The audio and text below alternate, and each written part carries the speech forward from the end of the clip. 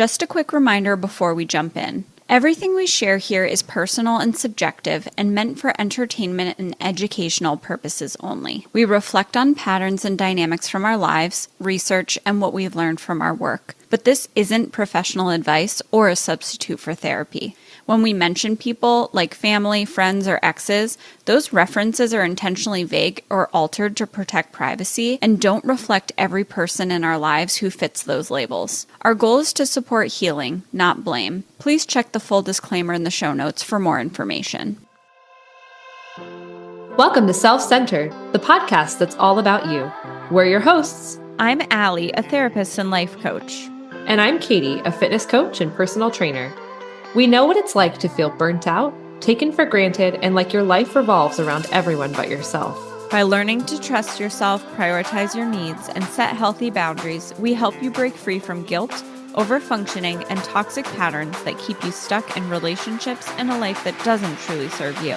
Join us each week as we dive into the tools, stories, and mindset shifts you need to create a life that centers you. Because being self-centered isn't selfish, it's essential. All right, today we're going to talk about trust. And what are the components of trust? How do you know what to look for when trying to figure out, can I trust this person? Can I trust myself? Or trust has been broken and you don't know if you can rebuild it. Or maybe you're too trusting and a little naive. We need to teach you some of the things to think about so that you can have some discernment around whether or not I can trust this person. Or maybe you're too closed off because you have been hurt so bad and you don't trust at all, even when someone is trustworthy.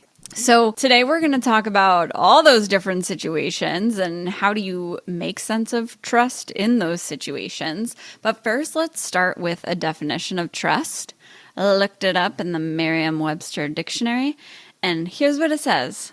It says, a firm belief in the character, ability, strength, or truth of someone or something. Another definition that they had, a second definition, is a person or thing in which confidence is placed. So it's basically like, I believe this thing about this person. I believe that it's true. I'm confident in that. Can I interject something really quick? Yeah. I've never looked up the definition of trust, and Merriam-Webster's blowing my mind right this moment. Tell me why.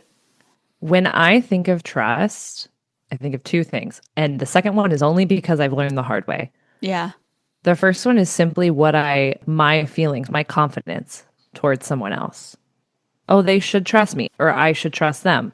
Goes both ways, right? Mm-hmm. I think part of me just generally believes that, oh yeah, like basic human decency and, just being a good person and being kind to others and being trustworthy is like kind of the bar that everyone has in my mind, because I'm like, oh yeah, that's always been how I've operated. But that first definition of trust, there were four things that you said there. Can you say those four things again? Yeah, sure. So it's a firm belief in these four things. The character is one, the ability is another, the strength is another, and the truth is another.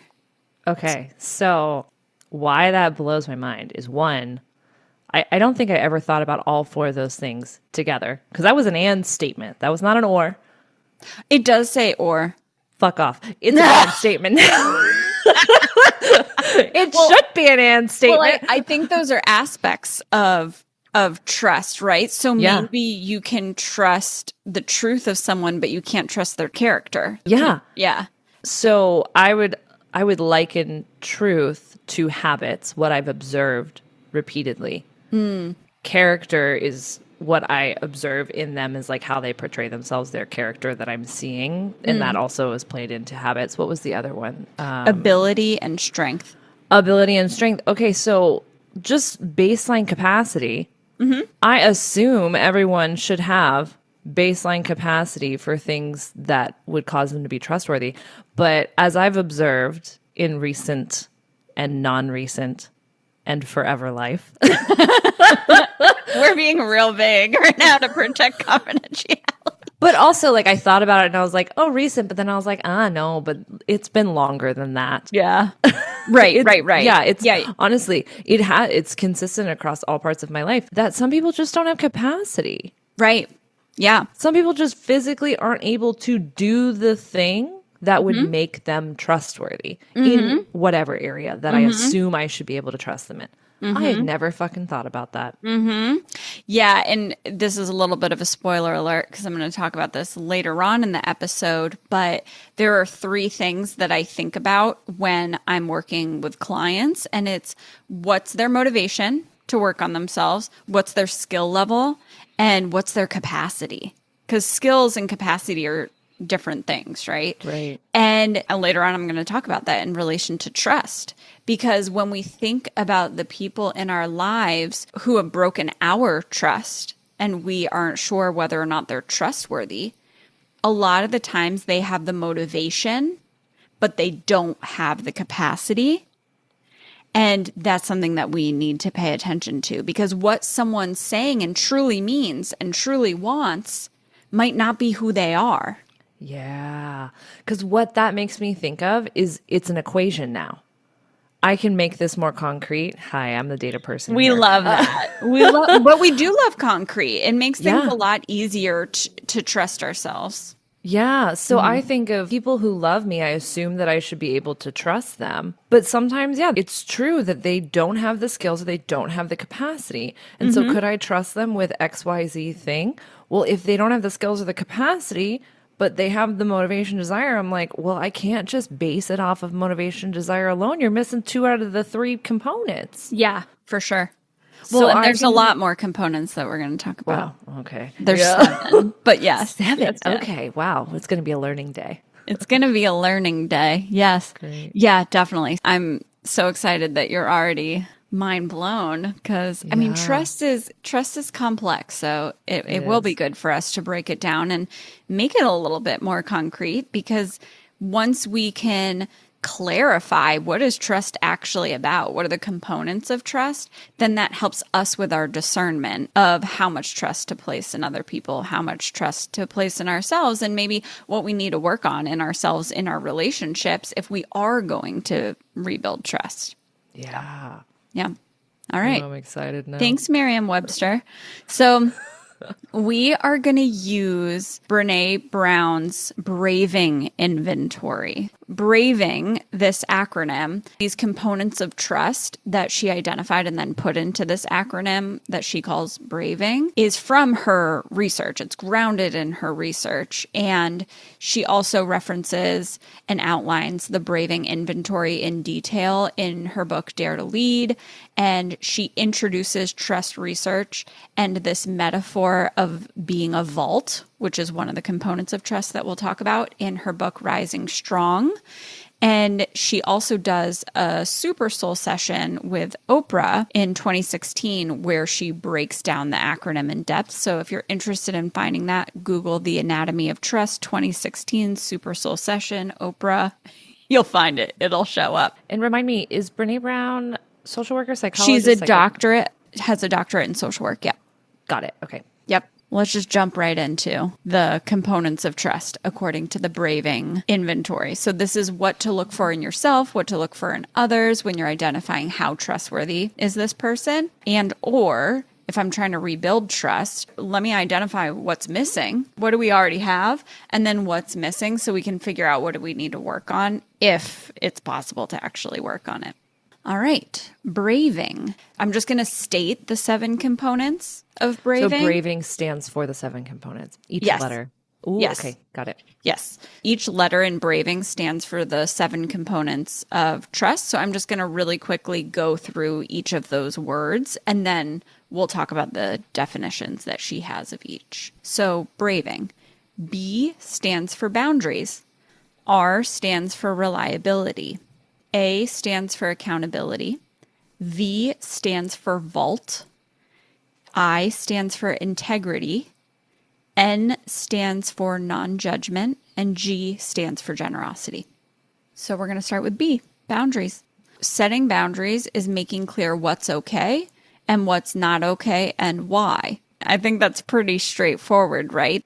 if the boundaries aren't clear, it's harder to trust because we don't really know where we stand or what we need or where they stand or what they need. I envision a lot of walking on eggshells too, because you're just uncertain. Right. R stands for reliability. You do what you say you'll do. At work, this means staying aware of your competencies and your limitations so that you don't overpromise what you can do to your coworkers or to your boss, and you're able to deliver on your commitments and balance competing priorities. In terms of relationships, reliability means you're going to do what you fucking say you're going to do. Exactly. You follow through. Yeah. Yes. Way to do it at the same time. Which means trust comes from a shared expectation, agreements that you made, and then following through on them. So what you expect becomes what happens. And then having that happen consistently, reliably happen, right? And this is such a huge one. Maybe we'll just talk about each one. I feel like boundaries was straightforward, so we didn't really need to. We've done so many episodes on boundaries. Yeah, too. we don't need to go into that. But reliability, that for me has been the number one reason that I don't trust the people that I don't trust. Yeah. And I think it has to do with that capacity that we were talking about, right? Maybe the motivation is there, but the capacity is not. The skills aren't there. Yeah. So, you said that you were going to talk to me in a kind way, and maybe you wanted to, you were motivated to, but in the moment you couldn't regulate your emotions because you don't have those coping skills. You don't have the capacity to stay grounded. So you weren't able to do that. Yeah. Yeah. Reliability is such a big thing for me. Like I think about every relationship that I've had breakdown, whether it's a friend or, a significant other or family or whatnot. And it really has come down, like the thing that I cling to very strongly is you said you were going to do something. Yeah. You promised me this thing. Yeah. And you didn't follow through on it. Mm-hmm. For me, it's what someone says, I take it as truth. Mm-hmm. And if you say it over and over and over, okay, I'm going to hold on to that. Because I don't say things I don't mean. Right. I don't say things just willy-nilly. If I say I'm going to do something, I want to do it. And I'm going to follow through on it because that person matters to me. And for someone to not follow through on the thing, I'm like, oh, well, I must not matter to you. And so that's going to break down trust pretty quick for me. For sure. It's interesting how this says, and the language of the definitions that I'm reading for each of them are from Brené Brown. And where it says at work, this means staying aware of your competencies and limitations so you don't overpromise and you're able to deliver on your commitments and balance competing priorities. I mean, also not at work, right? Yeah. Like you need to be aware of your capacity. You need to be aware of your skill level. Do not promise something that you can't follow through on. If you want to promise something because you want to throw someone a bone, you can say, I promise that I'm going to work on increasing this skill, that I'm going to work on increasing this capacity so that it happens less often than it's been happening. Make it really clear. I think it's really about setting and managing expectations. Yes. So it's instead of I'm promising you this huge thing that I can't follow through on, it's I promise you that I care. I promise you that I'm going to show this baby step in this way within this amount of time. Mm-hmm. You know what that requires, though, is a lot of vulnerability. And a lot of self-awareness. It does, yeah. Tell me about the vulnerability that you're thinking about. Well, so I think of, let's say I've caused an offense to someone, they bring it before me, and they're like, hey, I would like improvement in this area. This thing causes difficulty for me. And I say, oh, yeah, I can do that. Yeah, I'll do it. I'll do that. But maybe that's not so easy for me. And I've said I'll do it because I don't want to cause them discomfort. Right. And I haven't stopped to think about, or I'm unwilling to say, because again, I don't want to cause them discomfort. I'm unwilling to say that, oh, it's really hard for me. And to come to them honestly and be like, so it's going to take me some time to change that behavior. Yeah. It's not the natural way that I've done things for so long. And I really have to be conscious about this. And I hope that you can give me some grace in this and that we can work towards it together, because probably I'm going to mess up. To be able to say that to someone that, oh yeah, I'm probably going to fail you for a little bit and I'm actively trying not to. Can you help me with that? Yeah. Or can you just be patient with me as I work on it? Assuming that you are actively trying to work on it. Totally. Yeah. Acknowledging I have limitations. Yeah. Yeah. Which we don't like, especially when we've caused an offense to someone or someone is bringing something to us that it's like, hey, this would be really helpful for me or like really helpful for our relationship. You don't want to make things harder. You don't want to be the hurdle that stands in the way of improving the relationship. So, of course, you're going to be like, yeah, I can do that. I want to do that. I want to support our friendship, the growth of our relationship, or whatever. So yeah, of course I want to support what it is that you Motivation. The Yeah. motivation's there. need. It's Yeah. so high. Yeah. But yeah, oh no. Yeah, for sure, for sure. Yeah, and I think the intention there is so good of I don't want to let this person down, so I want to be really rah rah. Yeah, I got And I don't want them to this. think I don't care. But actually, the impact of that when you let them down is worse than if you're just able to be vulnerable and real with yourself and then real with them. And that takes, yes, the self-awareness. And this goes back to what we talked about in the ego episodes. When our ego isn't strong yet, when it's still in the weaker stages, we really struggle to recognize that we can have value, we can be worthwhile, and still struggle and not be perfect. And making mistakes and not being perfect doesn't mean you're a bad person, you know? Right. So I think it's that both and the stronger ego is able to hold both of these things are true at the same time. I'm a good person. I'm worthwhile. I'm a great partner. And I'm great in all these other ways. And I have this limitation and this thing to work on. And I'm probably not going to be great at it right away. And I'm going to fail a bunch of times, you know? So it really takes a strong ego to be able to recognize that. Yeah. Yep. All right. Next one. A is accountability. You own your mistakes, you apologize, and you make amends. I mean, that's another one that the people that I don't trust. I would say all the people I haven't been able to trust and haven't been able to rebuild that trust, I would say all of them really struggled with reliability. It just what they said that they would do, they just didn't do. But the accountability piece, some people were able to recognize and own it, but some people weren't. It felt a lot better for me walking away from a relationship where that person said, yeah, I wasn't able to do that. I wasn't able to get there. And I'm sad about that. And I understand why this relationship is ending and I wish you the best. That feels a lot better than, no, you're crazy and you're making this up, you know? Yeah. So accountability is tough when you don't have it. The last few years, I have tried to be more intentional. We've talked about like the values that we have in our core beliefs and our core values. Yeah. And be staying in alignment with that. And I've tried to be more intentional about naming the times directly to the people when I have not aligned with those core values and apologizing preemptively, not in like a stifling that situation, but in a naming something that they might not be willing to name themselves because they're trying to keep peace. Modeling. Yeah. And it's so uncomfortable. Yeah. It makes me want to vomit usually every time because I get anxious about the thing. And it also feels so good and so aligned afterwards where I'm like, hey, I am actually really sorry that, maybe I spoke to you in this way or I didn't do the thing that I was going to do or that I said I was going to do. And I am actively trying to improve on that area. And I hope that we can walk alongside each other on this one. And I hope that I can live up to the expectation I've set. Yeah. That feels so good. And I feel like that does build trust within the relationship.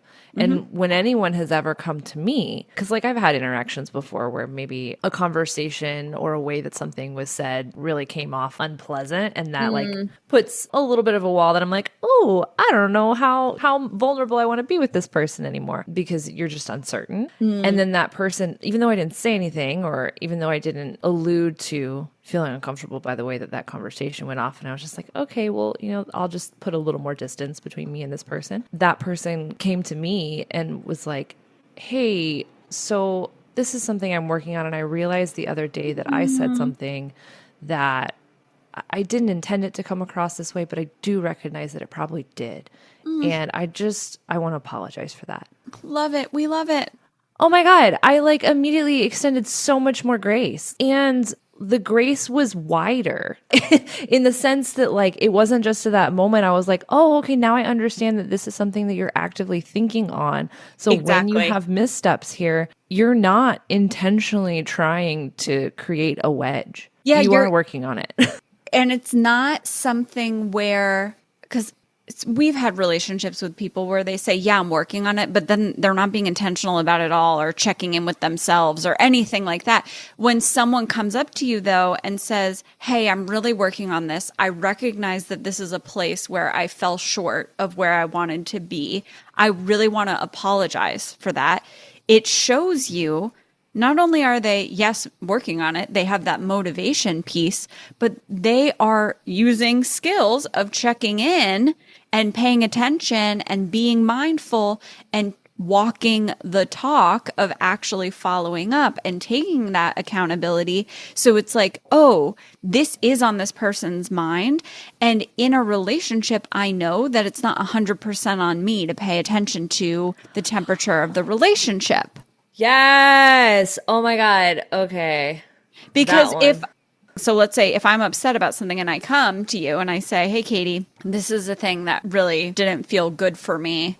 Can we talk about it? Can we get on the same page? And can we talk about what we're going to do differently moving forward? And then we're moving forward. And, sometimes it's going well and then sometimes it's not. If you don't say anything, I don't know whether you are aware that you're missing it. Mm-hmm. And you coming to me and saying, hey, I recognize that when I said XYZ, that was not where we want to be or where I want to be. And I'm still working on it. I'm aware of that. Sorry about that. That makes me feel so much more assured because you're continuing to take responsibility for it. You're aware of it and you're actively using that to work on it instead of, oh, this is just a pattern where you're not reliable. You said you were going to do it and maybe you did it for a little while, but then it fell off and you're never going to do it again. And if I want us to continue working on it, I have to bring it up again, which is emotional labor. I can't remember if this was something that you and we probably have talked about this, but but whether it was something that you and I talked about or if I found this on a rabbit hole and somewhere in the land of social media, but the trust that you have in a partner, this is the context specifically that I had seen it in. The trust that you have in a partner increases significantly when you know that you're not the only one bearing the emotional and mental load of the relationship. Right. And you don't have to be the one to notice every single thing and be the only one to bring it up. Yes. And I think about my past relationships and I don't know, maybe it was just because the guys that I was with, they always had all their fucking needs met. Lucky them. But even all of those relationships where the guys had their needs met, they were also able to acknowledge within conversations. They're like, oh yeah, I saw this coming. Oh yeah, I felt something was off for a long time. And I'm like, why didn't you fucking say anything? Right.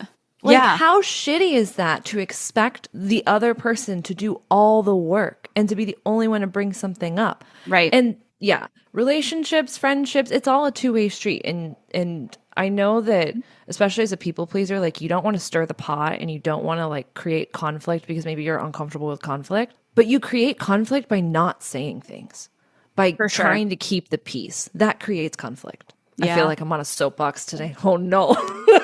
It's okay. It's good. All of this is so relatable though. The selfies are listening and they're like, oh yeah, me too. I've been there. So stay on your soapbox. We love it. Okay. Vault. This one I'm curious about. V for vault. You don't share information or experiences that are not yours to share. I need to know that my confidences are kept and that you're not sharing with me any information about other people that should be kept confidential. Mm-hmm.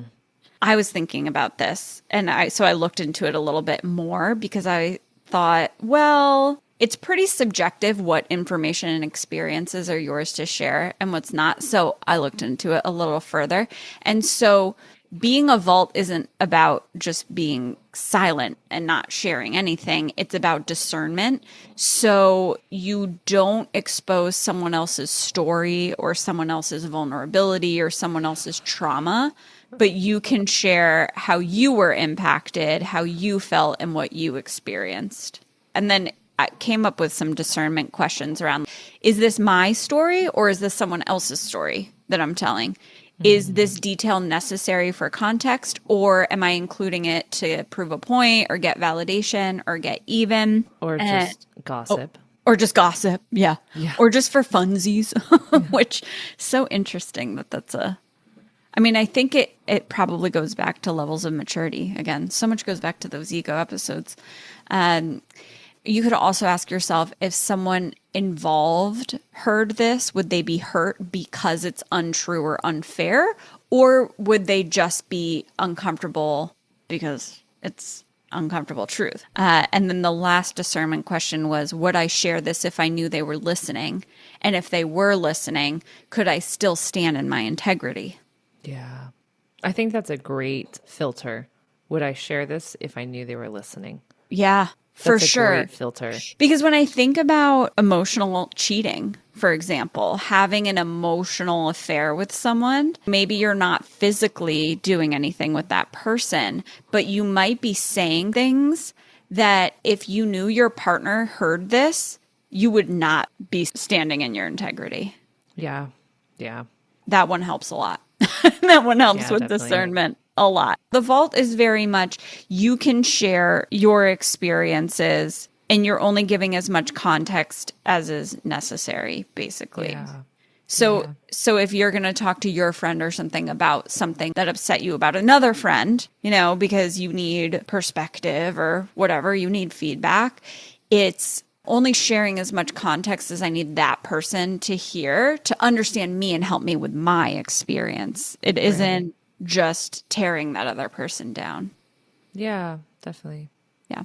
All right. I stands for integrity, choosing courage over comfort, choosing what's right over what's fun, fast, or easy, and practicing your values, not just professing them. So integrity is basically your behavior matches your values. Yeah. So having those hard conversations, being vulnerable and taking accountability, choosing what's right and following through on the expectations that you set together in your relationship, even though it's not easy, it's actually hard. And maybe you have to tolerate some difficult emotions, for example. So it's really about walking the talk. Pretty straightforward. N is for non-judgment. I can ask for what I need, and you can ask for what you need. We can talk about how we feel without judgment. I love that one. You are so good at that one, by the way. When you listed that off, when you listed the braving, my mind did like a quick mental checklist of like, oh, this is the person that comes to mind that I wish would improve on this area. This is the person that comes to mind. This is where I'm really flashes. Good. And then when we got to, it was just like quick little flashcards. And then when we got to the end, I was like, oh, that's Allie. Allie's so good at the non-judgmental You part. are too. You are too. I don't know. I take my model from you. No, you were like that before I met you. That's how you are. That's who you are. Yeah. Okay. Integrity too is one for you. For sure. For sure. It does not matter how fucking hard it is. If it's a value of yours, you're going to be aligned with it. And if you weren't aligned with it, you are accountable to it. And if you're not accountable to it, I don't think that exists. Well, it's just wild to me. Maybe this is anxiety that informs this, but we've done like the gaslighting episode. We've done a lot of healing episodes recently, right? And I'm thinking back to so many experiences where I'm like, oh man, I could have done better. I should have done this. I should have done that. And so much of it is because I had anxiety about the thing I did actually do. I did do the thing. Like I did communicate. I did say things, but because I had anxiety about it, because it felt so uncomfortable, because internally I resisted. And that's what you're judging yourself for? That is what makes me feel like I didn't do it or didn't do it well enough. Wait, because it was hard. Because it was hard. Because it made me want to vomit every fucking time that I had to do the thing. But that says the opposite about you. Oh my gosh. Which is so wild to me. I know. Wait. Oh my gosh. Oh my gosh. Yeah, that's integrity. Choosing courage over comfort. I mean, if you felt like you were going to vomit, if there was so much anxiety, and then your interpretation of that, or at least the critical part of you, the perfectionist part's interpretation of that is, well, it was hard and it was so intense and uncomfortable. And so that wasn't good enough. I'm like, oh my gosh, it was so hard and you did it. That's incredible. Holy shit. How committed are you to your values? I think it's just because it's a value of mine, I should feel like I should want to do it. And I know. Sorry. You're learning some weird, interesting things. No, it's just the thing is that you are motivated to do it. It's just hard. You do want to do it. But also owning up to shit that I've done wrong. I don't fucking want to talk about shit I've done wrong. Well, yeah, of course. Like, that feels awful. Yeah. I hate sitting with that. I don't want to bring up a time that someone hurt me. Totally. I don't want to have to look someone in the eye and be like, hey, you suck. Like, or you just did things to me that didn't feel good. Yeah. And I don't like this. And I need more from you. Having needs is fucking hard. But I think about those things and I think about saying those things. And those are the things that make me want to vomit a lot of times. Yeah. And I'm just like, oh my God, I want to run away from this. I want to not have the need. Approaching that thing is so much harder than avoiding it. And we are wired to avoid what makes us uncomfortable or pain. Yeah. And I think just because it's such an intense feeling and it is so uncomfortable. And again, I'm so grateful that there's people like you in my life that can reflect back like, girl, no, I remember when you said all these things and you did all these things. I feel like I have receipts for you. See how great you are. I'm like, no, that's not you. You're amazing. It's so God, clear mirrors are really so helpful. Mm-hmm. But like without that, I absolutely would have gaslit myself about so many things. I mean, even my ex-husband, when I'm thinking about my marriage, I'm like, it's so good that I wrote so many things down and that I took photos and that I, had so many things in writing and text messages and just concrete communication. And this is actually crazy because I feel like I'm really susceptible to gaslighting myself. I have full albums on my phone, not just from that relationship, from good things too, but full albums on my phone as evidence to myself. So I don't fucking gaslight myself. Yeah. And I will go back from time to time and I'll go whatever you need to do. Yeah. And I'll be like, oh, okay, yeah, you did do the thing, even though it was really uncomfortable, and in your brain you probably really didn't want to do it. Don't trick yourself into believing that. Yeah, and I encourage you, Selfie, to do that too, if that would help you. Yeah. It's not crazy. Yeah, feels crazy, but whatever helps you, do it. Not crazy, but do what helps you. Yeah. Oh my gosh. I'm thinking of physical analogy for what you're talking about that I didn't do enough or it wasn't aligned with my values or not in integrity because it was so hard to do it, even though I did it anyway. And well, Katie, I mean, that's like me doing any training with you. I could look back and I could say, oh, wow, I really don't care about my physical health. I really don't care about my strength because that was so hard when really I did the whole thing. And I yelled at you the whole time. Like, no, girl, you showed up. Look at you go. You did the hardest part. Exactly. Starting. So it might be a good way to make it more concrete to put it in that physical because it's like, you planked for 30 minutes. I mean, was it hard, but you planked? Yeah. Yeah. I mean, I don't know. Yeah. Probably people can plank for 30 minutes. I cannot imagine that. Listen, we have people at the gym that can do it for 10 and then they got bored. What? They stopped because they got bored. They're like, okay, I've done this long enough. I mean, I would get bored too, but damn. That's true. Yeah. I know. Oh, man. Yeah. So the non-judgment is so important. Uncomfortable conversations is so uncomfortable and so hard that this non-judgment piece really creates so much safety and so much trust that I can bring something up and it can be something that I bring up about something that happened between you and me and something that you said or did or didn't do that is impacting me negatively in some way that I want to talk about it. I want to understand you. I want you to understand me. This is the need that wasn't met, like all that kind of stuff. And I know that you wouldn't immediately get defensive. Yeah. You would hold space for me and be curious and try to get clear about what happened, and without collapsing into shame for yourself or immediately making it about you being a bad person. Again, there's so much maturity, ego strength that you really need to be able to be trustworthy. In order to not be judgmental, you have to not be defensive, which means you have to feel strong enough in your own self-worth and value that someone's sharing with you how you negatively impacted them. You know, maybe there's parts of you that are having a response of, oh my gosh, I did something wrong, or I'm an awful person, or whatever, but you're able to hold that and take care of that. And you can even bring some of that up, but without spilling and putting it on the other person. And then you could talk about how you feel without judgment too. I think those relationships are rare. And if you have them in your life, fucking hold on to them. It is such an act of love on both sides of that, to be able to communicate something without judgment and to be able to receive information like that. Oh my God. For sure. Wow. And so safe. So safe. Yeah. All right. The last component is generosity. So G for generosity, which is extending the most generous interpretation to the intentions, words, and actions of others. So G could also stand for grace. I mean, it doesn't, because Brené said it stands for generosity, but that's what it sounds like. Extending grace, assuming best intentions. Being generous includes being curious. So if you did or said something that seemed really out of character and really shitty, I wouldn't immediately just be like, oh, I guess she's a bad person. Yeah. I'd be like, whoa, what's going on? I need to check in with her because I might be missing something. We need to check in.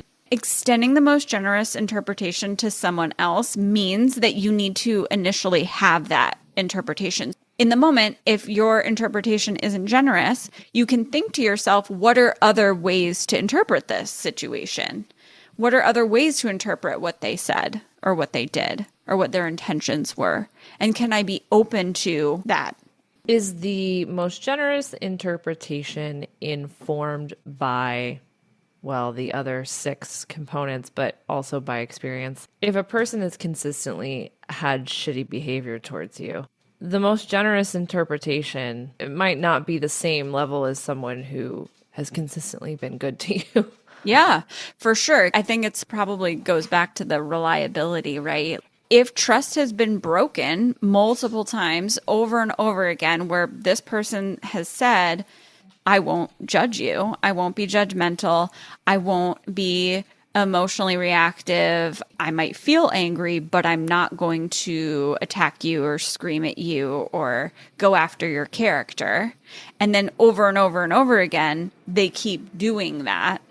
Then in terms of generosity, the most generous interpretation is the scope of that is smaller because of your experiences with that person. So my most generous interpretation in that situation probably wouldn't be, oh, they didn't mean it, or they just had a bad day, you know? It would probably be something like, wow, they're really struggling. They really don't have the skills or the capacity to regulate their emotions. Maybe they're in a place where their self-worth is still tied to these conditions. They're not able to hold multiple truths at once. They don't have that ability. So that's the generous interpretation. Whereas if you weren't practicing generosity, it would be, that person's fucking psycho. I hate them and they should be miserable. Something like that. You could probably still be generous even when it's something negative, and it's just seeing them as a human instead of dehumanizing them. Yeah, I'm so glad I went on and asked that then, because when we were like, oh, let's think of an example, I was like, oh shit, I don't have an example for that. But I am glad that we brought it up, because my initial thought was, if I extend the most generous thought or view or explanation for things, well, shit, I might give them credit that it is not within any scope or character of their... It's not based in reality. Exactly, yes. Yeah. And yeah, again, there's no I evidence try not to gaslight back it myself up. in life.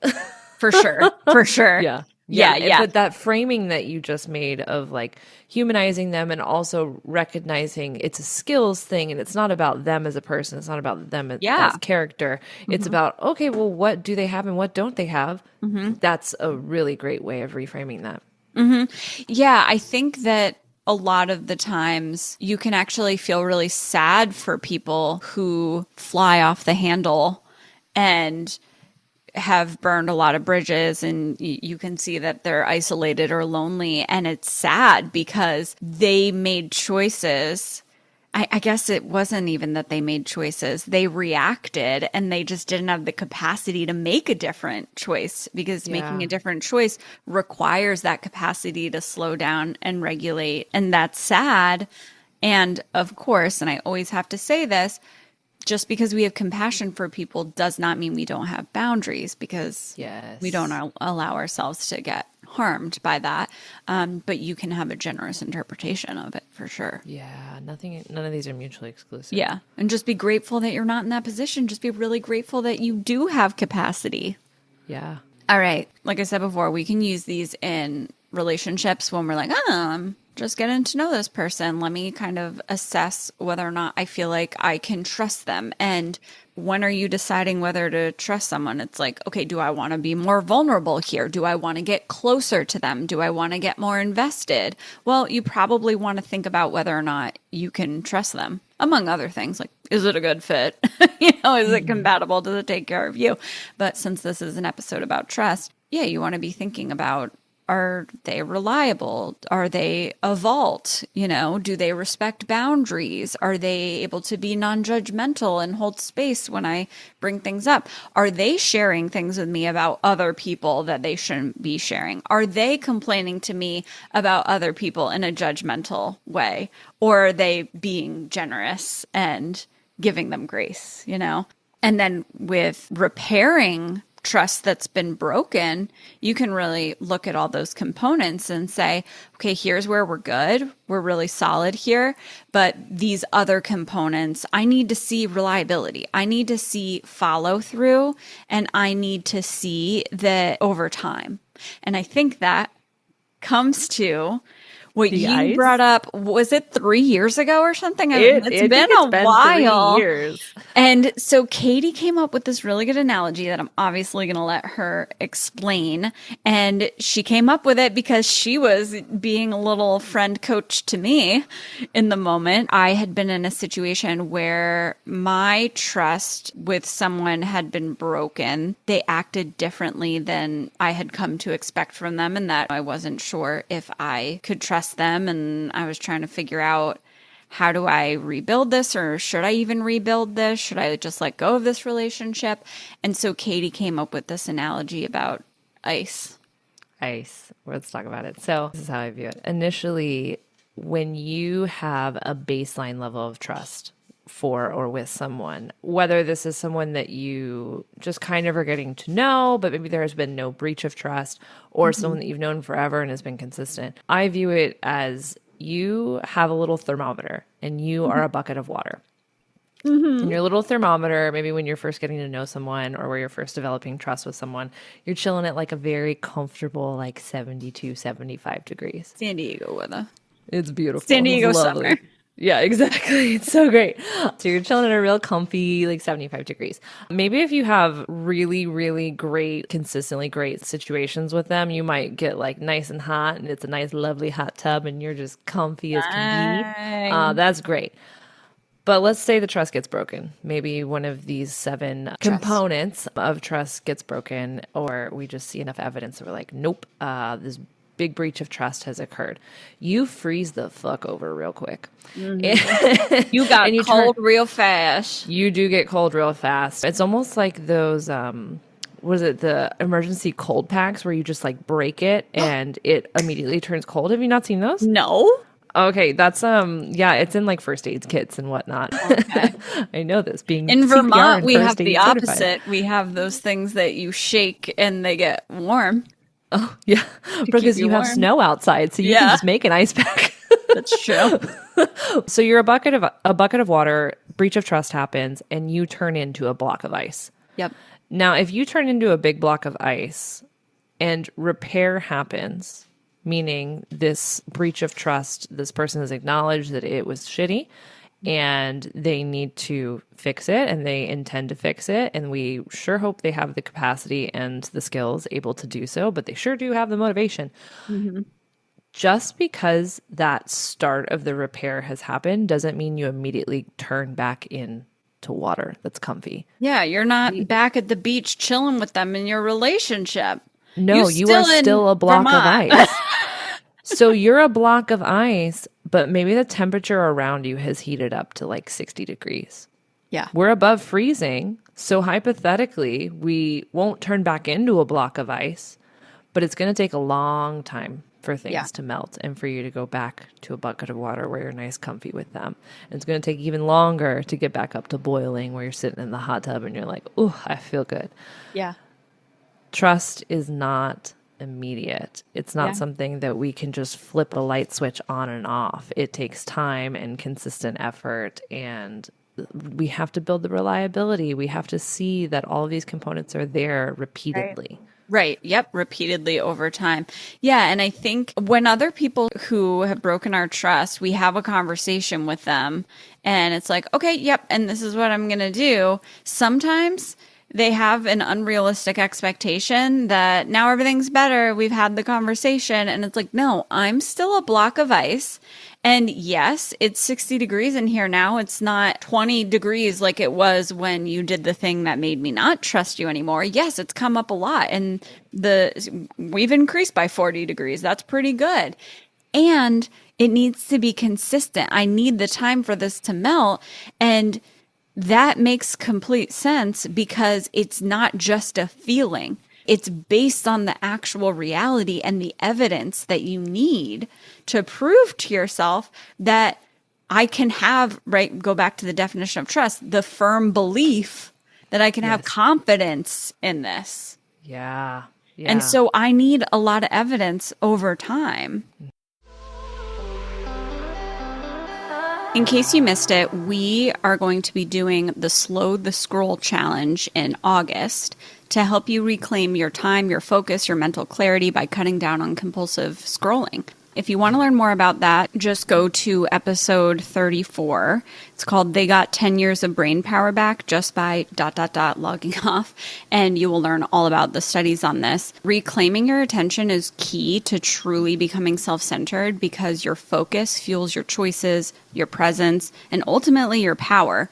When you're constantly distracted, you disconnect from your needs, your values, and your internal guidance system, which are, as you know, the exact things that help keep you centered in yourself. So we have created a free Voxer group chat so we can do this together. It's a space for accountability, support, and real connection while we build the habits that help us feel more grounded, energized, and intentional. If you want in, you can either DM us on Instagram at selfcentered.pod, or you can email us at selfcenteredthepod@gmail.com and we will send you the link. It's completely free. You might even win a little something, a little surprise prize. We would love for you to join us as long as it isn't the end of August yet. It's still going on and you can still sign up. And we hope to see you there. Just like it takes time to melt that ice down, when we meet people, like Katie said, you know, you're chilling at 70, 75 degrees. It's pretty easy to chill at that when you're not being vulnerable.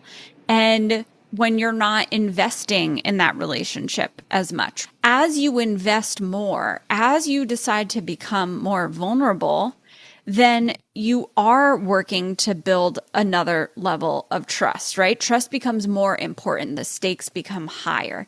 And trust isn't earned all at once. Just like, you know, rebuilding trust, this ice block doesn't melt all at once. It's built in small interactions over time. So little moments like someone remembering your boundaries or accidentally crossing your boundary and then taking accountability going, oh shit.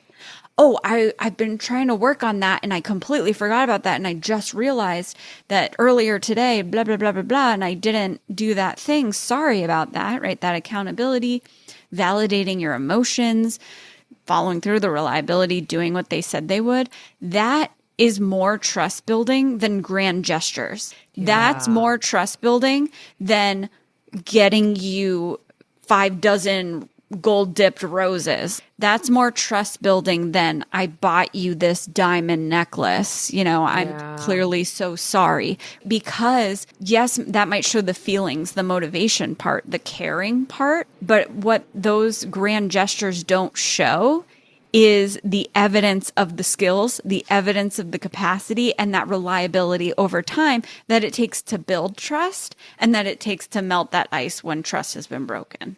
Yeah. So don't let people rush you along in the process of rebuilding trust. And if they are rushing you along, I think that probably means that you might want to They're not willing to do reconsider the that. actual work.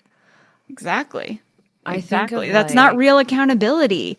If they're rushing you, that's not real accountability. Over the years, I've had friends that have gotten divorced due to infidelity within the marriage or the relationship. And I remember this one friend where it happened. The repair was a lot of grand gestures, a brand new massive diamond ring, some body modifications, some lavish trips, and, just various things. And I could see how the partner who committed the infidelity, they were not as emotionally intelligent and they didn't have the skills nor truly the capacity to actually repair the relationship and to repair the harm that they had done.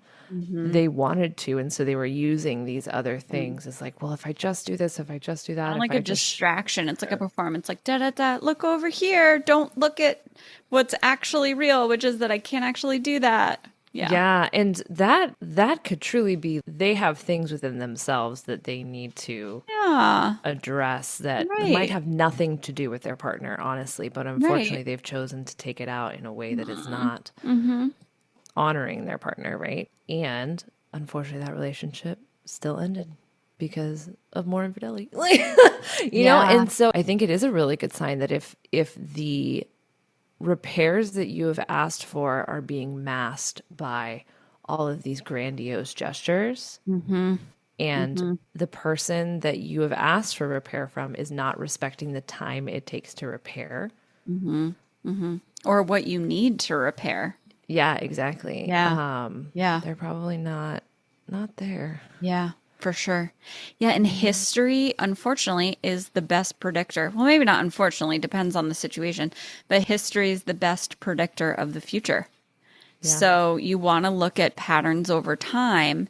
And if you're in a relationship where you're saying this pattern needs to change because the historical pattern, even if it's long history or recent history, this pattern needs to change, then we really need to see that consistently for a long period of time in order to really trust that the future is going to maintain a new pattern that you want.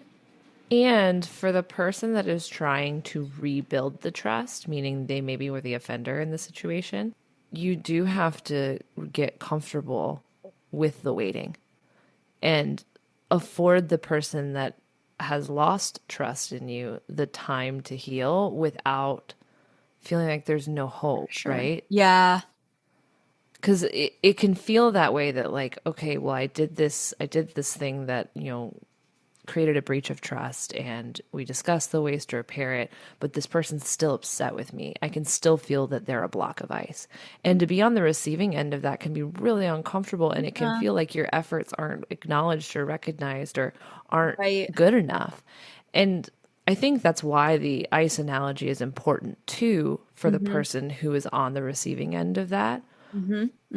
It's not always about what you're doing or not doing at that moment. It's just that you have to be patient, that none of this happens overnight. And to get discouraged or feel defeated and just quit on the efforts, even though it might be something that you want to continue to improve and that you are actively working on, it's not saying something about you at that moment. It's just saying that these things take time. Yeah. And I also think the piece about integrity, the component of integrity, being aligned with your values, being able to trust someone and be in a relationship with them, you want to know that your values are aligned in the area where the trust was broken.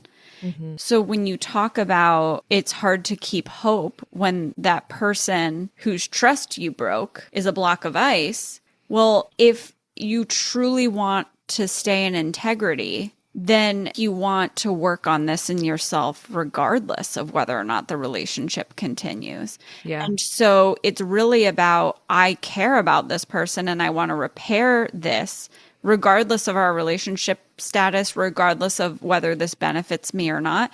Because to me, what my value is when I break something, I do what I can to fix it. Yeah. So I think that's a piece of it as well. And that doesn't mean not having grace for the person who's struggling with a partner who's a block of ice and that it's taking all this time and they can still feel that they don't fully trust and there's some distance and all of that.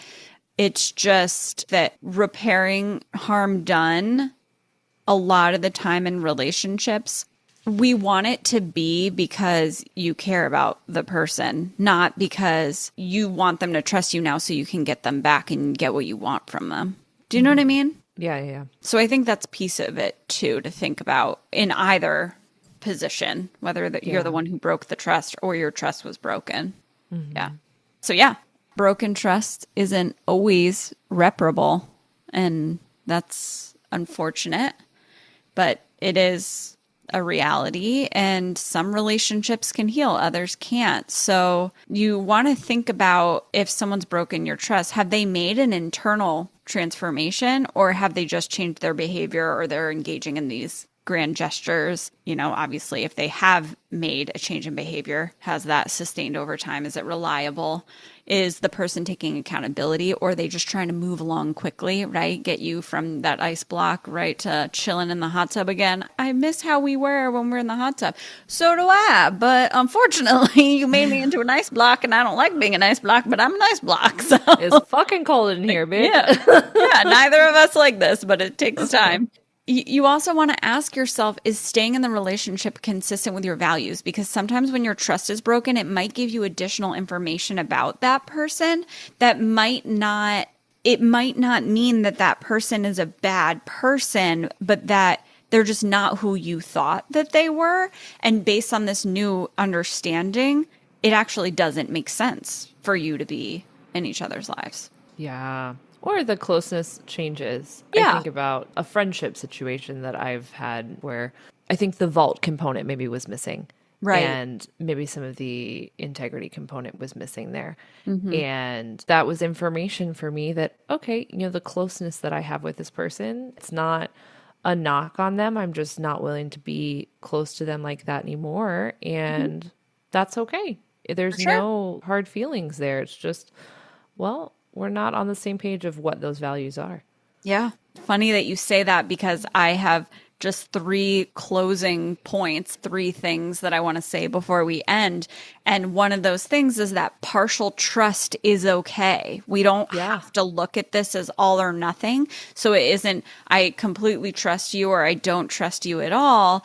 It's more, I feel safe to be myself with you in these contexts, but maybe not in others. So for you with this friend, especially thinking about vault or integrity, you know, maybe you want to be, or you are, who knows, a more distant friend, more of an acquaintance, or we get coffee and catch up every few months, but I'm not sharing too much, that's okay. And partial trust in the beginning of a relationship is also a good idea, because you want people to earn access to your vulnerability and sharing those things and learn, are they a vault or not? So it's completely fine.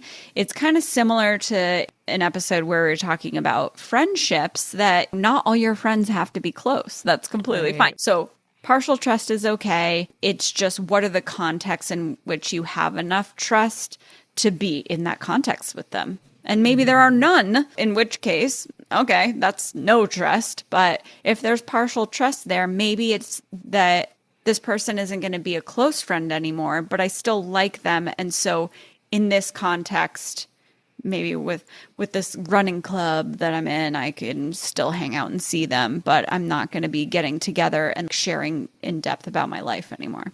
Right. Yeah. Yeah. So the second point I wanted to make was that self-trust is the foundation for trusting others.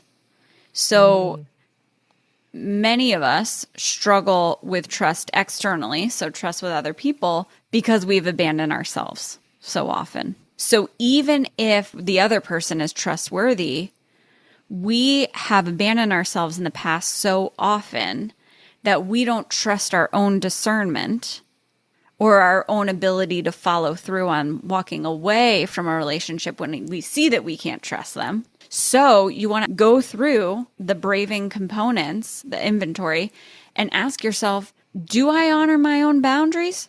Am I reliable? Do I follow through on my promises to myself? Do I allow my feelings to exist without judgment?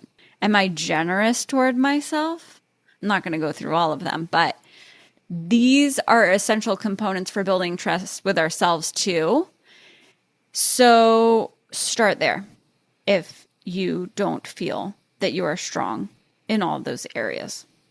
Katie's like, I'm like, ow, I feel like I brought up a lot of that about myself this episode. you did. You know what? It would actually be interesting. Maybe in a future episode, we'll go through and talk about our own inventory for ourselves and our self-trust, past and present, and if there's any areas that we need to work on, what we were going to do in the future. But my very quick guess for you would be, it's really just the G, the generosity. I think sometimes you're not generous with yourself, but I think there's a few areas that I could probably. Well, stay tuned, y'all, because we'll probably do a follow-up episode where we talk about that. And then the last point I want to make, you might not be ready to trust yet, whether it's yourself, trusting yourself, or trusting other people. And that's normal, especially after you've had trauma in relationships where your trust was broken. Your nervous system, your body might interpret any kind of connection as danger. You might not know what's true or have good discernment. We've talked about this a lot. If you're in or have just come from an experience in your life where everything was red flags, well, yeah, you can't discern. You can't see the new red flag that just walked in, or you see them, but you're just like, yeah, join the party. I don't even know what a green flag looks like. What is the color green? I live in hell.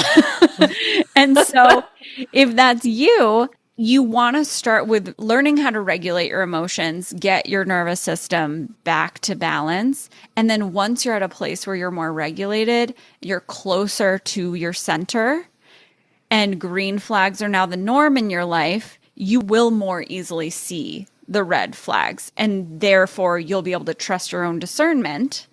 And then you'll be able to start trusting others because you can trust yourself that your trust that you're placing in others is trustworthy. How many times can you say trust in a sentence? The intuition will be there. And the intuition will be intuitioning. So, yeah, the more self-centered you can get, the more you're going to be able to trust yourself, and the more you're going to be able to discern trust in relationships with other people. So, as always, it comes back to centering yourself and doing that work. So, stick with us. All right, y'all. We'll see you next week where you can... Oh, no. Nikaya said no to that one. She said, fuck, next week we're doing this again? I want my mom to pay attention to me. All right, so... Best of luck, friends. Best of luck out there. It's fucking crazy. Hope you're braving the shitstorm of untrustworthy people out there. Trusting yourself as you do it. Okay, we're gonna let it be messy, and we're gonna say goodbye. See you next week. Bye. Bye. Thanks for joining us today. We hope you've enjoyed this episode. Follow us on Instagram and TikTok at selfcentered.pod, or connect with us at selfcenteredthepod@gmail.com. Stay self-centered, and we'll see you next week. Bye. Peace.